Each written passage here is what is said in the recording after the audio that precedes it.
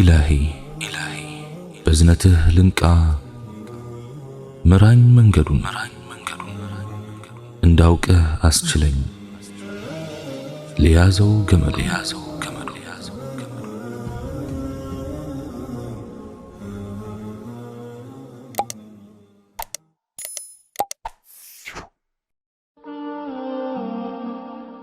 بسم الله. اللهم لك الحمد كما ينبغي لجلال وجهك وعظيم سلطانك، والصلاة والسلام على رسول الله وعلى آله وصحبه ومواله. السلام عليكم ورحمة الله وبركاته. بفطور ممال كشرك ነው የሚመደበው።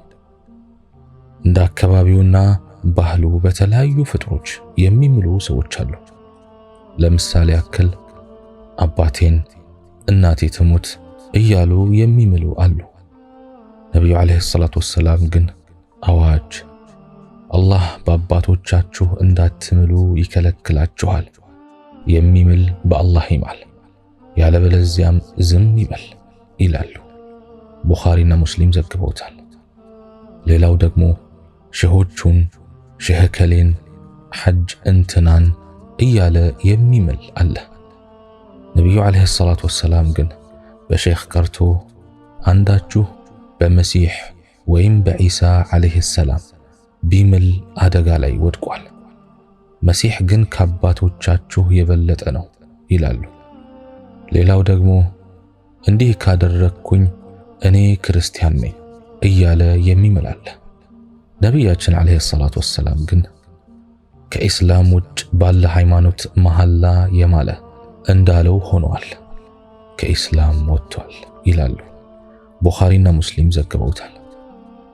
ሌላው ደግሞ በካዕባ የሚምሉም አሉ። ነቢያችን አለይሂ ሰላቱ ወሰላም ግን ከዚህ ተግባር ከልክለዋል። ሌላው ደግሞ ነቢን የሚሉ ወይም በዶሪህ በመቃብር የሚምሉም ብዙ ናቸው። ውዱ ነቢይ አለይሂ ሰላቱ ወሰላም ግን በአባቶቻችሁ በእናቶቻችሁና ያለ አግባብ ሰዎች በአላህ ቢጤዎች ወይም አቻዎች አድርገው በሚይዟቸው አትማሉ፣ በአላህ እንጂ አትማሉ፣ እውነተኞች ሆናችሁ እንጂ አትማሉ ይላሉ። ሌላው ደግሞ የልጅነቴ አበባ ይርገፍ፣ ከፊትህ ይነጥለኝ፣ የእናቴን አጥንት የእናቴን ቀን ይስጠኝ እያሉ የሚምሉ ሞልቷል። ድንጋይ በእጁ በመምታት ጠመንጃ በመራመድ ቆቲ ወይም የአበጋር ብትር በመራመድ የሚምልም አለ። ታማኙ ነብይ አለይሂ ሰላቱ ወሰላም ግን ከአላህ ሌላ ባለ ነገር የሚማል መሐላ ሁሉ ሽርክ ነው ይላሉ። በሌላ ሐዲታቸውም ከአላህ ሌላ ባለ የማለ በእርግጥም ክዷል ወይም አጋርቷል ይላሉ። እዚህም እዚያም እንደዋዛ የምንሰማቸው ወጣ ያሉ መሐላዎች አደጋዎቹ ምን ያክል የከፋ እንደሆነ ተመልከቱ። ነገሩ ምን ያክል ከባድ እንደሆነ ከሷሐቦች ንግግር መረዳት እንችላለን። አብዱላህ ብን መስዑድ ረዲየላሁ ዐንሁ እውነት ተናግሬ ከአላህ ሌላ ባለ ከምምል ውሸት ተናግሬ በአላህ ብምል እመርጣለሁ ይላሉ። ኢብኑ ዐባስም እንዲሁ አንድ ጊዜ ከአላህ ሌላ ባለ ምዬ እውነት ከምናገር 100 ጊዜ በአላህ እየማልኩ ብወነጅል እመርጣለሁ ይላሉ። ሱብሃንአላህ። ሽርክ ምን ያክል አደገኛ ጥፋት ቢሆን ነው እንዲህ አይነት አስፈሪ ነገር የሚናገሩት? ሽርክ ትልቅ በደል ነው፣ ራስንና ጌታን መበደል፣ በዚህም ሆነ በዚያኛው ዓለም ራስን ለታላቅ ክስረት ማዘጋጀት፣ አምላክን ደግሞ ማስቆጣት ነው። አላህ ሱብሓነሁ ወተዓላ ከማንምና ከምንም የተብቃቃ ጌታ ነው። ብንጠራው ያለ አማላጅ ይሰማናል፣ ብናለቅስበት እንባችንን ያብስልናል፣ ብንጠይቀው ይሰጠናል፣ ወደሱ ብንሸሽ ይደርስልናል። እናም መላችንና መፍትሄያችን ሁሉ እሱ ብቻና ብቻ ሊሆን ይገባል። አላህ ሱብሓነሁ ወተዓላ ብቸኛና አንድ ብቻ የሆነ ጌታ ነው። ሰማይ ምድርን እንዲሁም በመካከላቸው ያለውን ነገር ሁሉ የፈጠረውም እሱ ነው። ስለሆነም መመለክና መፈራት ያለበት እሱ ብቻ ነው። ሽርክ ማለት ደግሞ በኃያሉና በተከበረው አላህ ሱብሓነሁ ወተዓላ ማጋራት ነው። ይህም ማለት ለአምልኮ ተገቢ ከሆነው ጌታ አላህ ሱብሓነሁ ወተዓላ ጋር ሌላን አካል መጥራት፣ ማምለክና መማጠን ነው። ይህም አላህን ሱብሓነሁ ወተዓላ የሚያስቆጣ አደገኛ ተግባር ነው። አላህን ሱብሓነሁ ወተዓላ ማምለክ ስንል እሱን መፍራትን፣ መከጀልን፣ ለሱ መስገድን፣ መጾምን፣ ማጎብደድን፣ እርዳታ መለመንን፣ በሱ መታገዝን፣ ድረስልን ማለትን፣ መስዋዕት ማቅረብን፣ ስለት መሳልንና ሌሎች የአምልኮ ተግባራትን ሁሉ ያጠቃልላል። ከአምልኮ ተግባራት አንዱን እንኳን ለሌላ አካል ያቀረበ ሰው የአላህን ሱብሓነሁ ወተዓላ ስልጣን ለማይገባው አካል ሰጥቷልና በአላህ አሸረከ ወይም አጋራ ይባላል። በአላህ ማጋራት ደግሞ ላኢላሃ ኢለላህ ከአላህ በስተቀር ሌላ አምላክ የለም የሚለውን የሙስሊሙን የእምነት መርህ መጻረር ነውና ከእምነት ክልል ያስወጣል። ማስወጣት ብቻም ሳይሆን በዚህ ከባድ የማጋራት ወንጀል የተሰማራ ሰው ከአላህ ሱብሓነሁ ወተዓላ ምህረትን አያገኝም።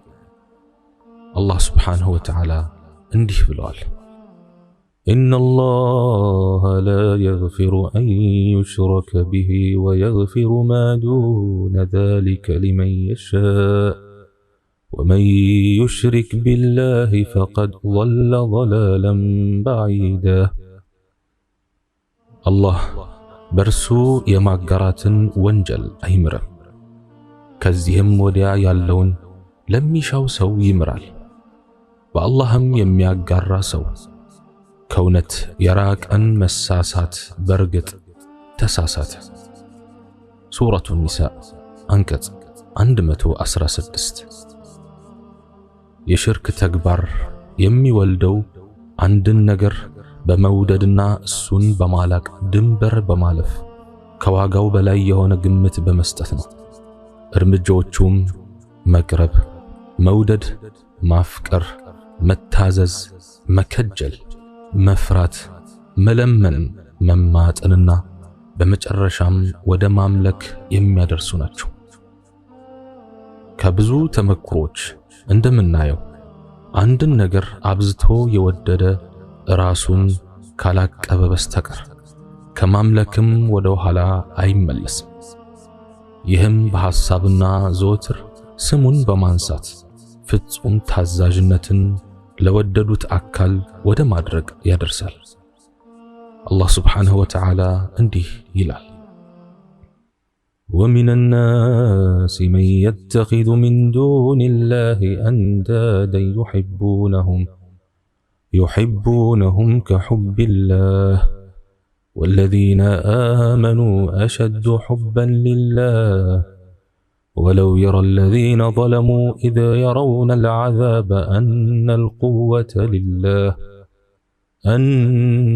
القوة لله جميعا وأن الله شديد العذاب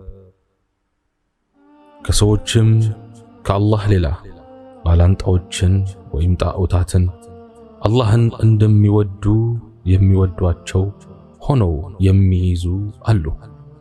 እነዚያ ያመኑትም አላህን በመውደድ ከነርሱ ይበልጥ የበረቱ ናቸው። ሱረቱል በቀራ አንቀጽ 165።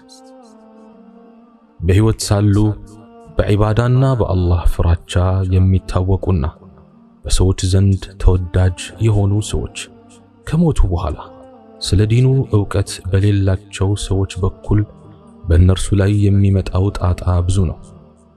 ሲሞቱ ስማቸው ከበፊቱ የበለጠ ይገዝፋል። ተአምራቸው እጥፍ ድርብ ተደርጎ ይነገራል። ዝናቸው ተጨማምሮ ይወራል። ስለ ዲን ብዙ የማያውቀው ያገሬ ሰው ለአስደናቂ ተረት ተረቶች እጁን የሰጠነውና አጀብ ጉድ እያለ ያዳምጣል። ከዚያም ትልቅነታቸውን በማውሳት ላይ ብቻ ሳይቆም መውሊዳቸውን ማክበር፣ ዓመታቸውን መዘከር፣ መቃብራቸውን ማስዋብና ሄዶ መለመን ይጀምራል። ለእርሳቸው በመለመን የሄደም እርሳቸውን ወደ መለመን የሚሸጋገርበት አጋጣሚም ይኖራል። የአጋጣሚ ነገር ሆኖ የሆነ ነገር ከሰመረለት ደግሞ አላህን ረስቶ ሸይኽ ወይም ወልይ ያላቸውን መፍራት ይጀምራል። ወደ እርሳቸውም መመላለስ ያበዛል። የዚህ አይነቶቹ ለምን ተብለው የተጠየቁ እንደሆነም የሚመልሱት አያጡ።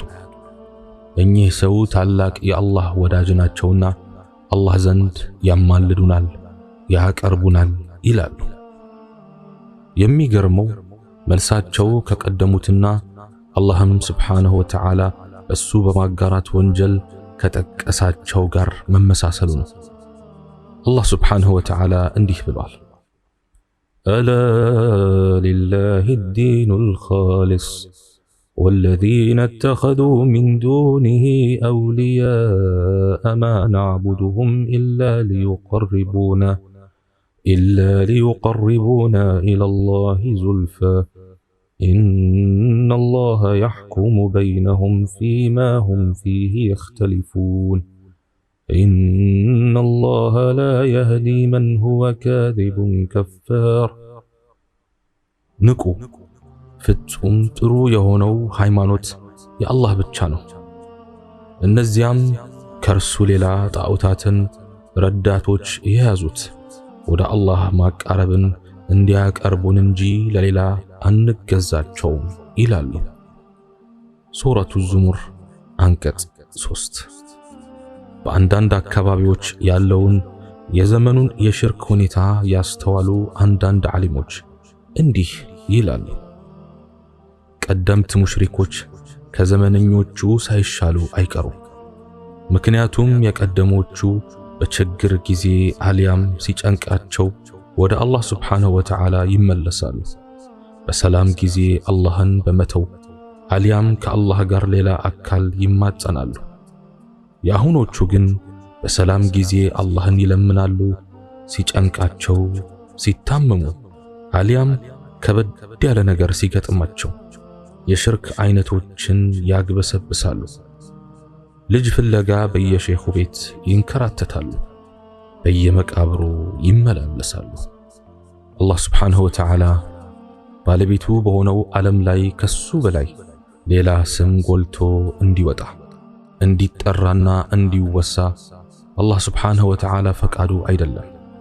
የማጋራትን ወንጀል ከባድ ካደረጉት አብይ ምክንያቶችም አንዱ የሆነው ሰጭ እሱ ሆኖ ሳለ ሌላው ሲመለክ፣ ለጋሽ እሱ ሆኖ እያለ ሌላው ሲመሰገን፣ አድራጊ ፈጣሪ እሱ ሆኖ እያለ ሌላው ሲወደስ፣ በርግጥም ከዚህ በላይ የለየለት ድፍረትና ድንበር ማለፍ አለ ለማለት ይቸግራል። አሕባቢ፣ ተውሂድና ሽርክ፣ ብርሃንና ጨለማ፣ ዕውቀትና መሐይምነት፣ ስልጣኔና ኋላ ቀርነት እጅግ የተራራቁ ተቃራኒዎች ናቸው። ተውሂድ ብርሃን ሲሆን ሽርክ ጨለማ ነው። አላህን በብቸኝነቱ ማምለክ ዕውቀት ሲሆን በሱ ማጋራት ደግሞ መሐይምነት ነው። ተውሂድ ማለት ንቃትና ስልጣኔ መሆኑን የተረዱት ሙስሊሙን ወደ ጅህልናና ኋላ ቀርነት ለመመለስ እየታገሉ ነው። የድሮውንና የቀደምት አባቶችህን ትውፊት በማለትም ሙስሊሙን ለማጃጃል እየሞከሩ ነው። ተውሂድ የያዝነውንም የተለያየ ስም በመስጠት እያሸማቀቁ ነው። በእርግጥ የተውሂድ ጥፋቱ ምን ላይ እንደሆነ ግራ ያጋባል። ወዳጆቼ፣ የሰው ልጆች ህሊናም ሆነ ሎጂክ ለማይቀበላቸው ነገሮች መብት ሲከራከሩ አየን። ለመጥፎና እኩይ አስተሳሰቦች ድምፅ ሲያሰባስቡ ተመለከትን። ዛሬ ብዙዎቹ ነገሮችን በዝርዝር የተቀመጠላቸው መብት ተቆርጦ የሚከበርላቸው ቀንም አላቸው። ታዲያ እኛም የፍጥረተ ዓለሙ ሁሉ አስተናባሪና አስተዳዳሪ ስለሆነው የአላህ ሱብሓነሁ ወተዓላ መብት ስንናገር ምነዋ ዝም በሉ ተባለን? ዓለማችሁ ሌላ ነው በሚል ለምን ተወቀስን? ላኢላሃ ኢለላህን ነቢዩ ኑህ ዓለይሂ ሰላም 950 ዓመት ሙሉ ጮሁላት። ነቢያችን ዓለይሂ ሰላቱ ወሰላም ድፍን 23 ዓመት ተጣሩላት። ዓለም አንዱን መቅበር ሌላውን መውለድ የተፈጠረችበት ባህሪዋ ነው። የነበረው ያልፋል፣ የሚመጣው ይተካል። በምድር ላይ ለዘመናት የቆየውና የሰው ልጅ መገኘት ዋና ዓላማ የሆነው የተውሂድ ቅብብሎሹ እኛም ዘንድ ደርሷል። እኛም ይህን ታላቅ አደራ በመቀበል በክብር ለሚቀጥለው ትውልድ ልናስተላልፍ ግድ ይላል። ምክንያቱም ላኢላሃ ኢለላህ ምርጫ እንጂ አማራጭ አይደለምና። አላህ ሱብሓነሁ ወተዓላ እኔ በተናገርኩት እናንተም በሰማችሁት የምንጠቀም ያድርገን። ሱብሓነከ አላሁመ ወቢሐምዲክ አሽሀዱ አን ላ ኢላሃ ኢላ አንተ አስተግፊሩከ ወአቱቡ ኢለይክ ወአኺሩ ደዕዋና አን አልሐምዱሊላሂ ረቢል ዓለሚን ወሰላሙ ዓለይኩም ወረሕመቱላሂ ወበረካቱሁ።